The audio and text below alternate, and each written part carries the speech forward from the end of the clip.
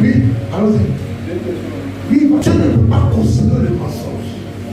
Quand tu es dans le monde des affaires, il faut être vérité. Regardez, on allait à la veillée de injustice, Dieu est honnête.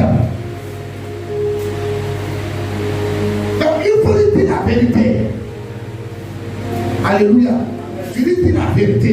Si c'est dans 3 jours que tu dois donner sa marchandise, dis 3 jours. Maintenant, si les 3 jours ne sont pas arrivés, tu dis la vérité que je n'ai pas tout. Il va te comprendre, c'était humain. On est là. C'est vrai que c'est. Il y a des. Tu peux dire 3 jours, tu sais que tu as la vérité les 3 jours. Oui. Au courant de choses, sur le courant de choses, on le vit sans. Mais c'est ce que j'ai dit. C'est ce que pour ça, c'est qu'on a des clients qui ne comprennent pas donc la même chose. Quelle que soit ta vérité, lui va sur la base du principe que tu as donné. Tu cherches plus à comprendre même ce que tu as fait. Moi, tu le fais bon, ils ont compris pour ça. D'accord. Je n'ai pas pu respecter, tu n'as pas pu respecter. Lui aussi, il y a un engagement qu'il a donné à certaines D'accord. On le fait comment? D'accord. Donc, ouais, non.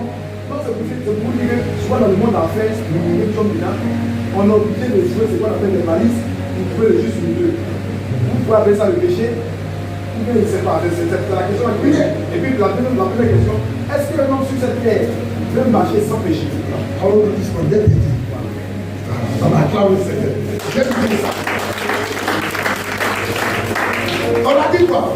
Péché, c'est péché. Il n'y a pas péché dilué. Non, c'est pas péché. Il n'y a pas péché dilué. Dieu dit péché, c'est péché. Tu mens, c'est péché. Amen. Amen. C'est pourquoi il faut être vrai dans tout ce que tu fais. Tu as donné un rendez-vous à ton client. Tu lui dis la vérité. Je te donne 3 jours. Mais il y a une telle situation qui se sont produites. Donc je n'ai pas pu honorer le temps. C'est ça, non? Mais s'il ne comprend pas, il va te mettre en côté.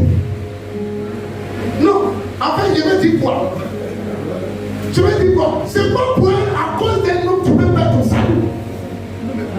Le problème, est-ce que mon salut, est-ce que pour parler du salut, nous sommes en train de donc je peux perdre mon salut, parce que j'ai connu je voudrais savoir. Comment on appelle ça? Judas, il n'a pas connu Jésus. Oui, Judas, c'est pas un chrétien. Judas n'est pas chrétien.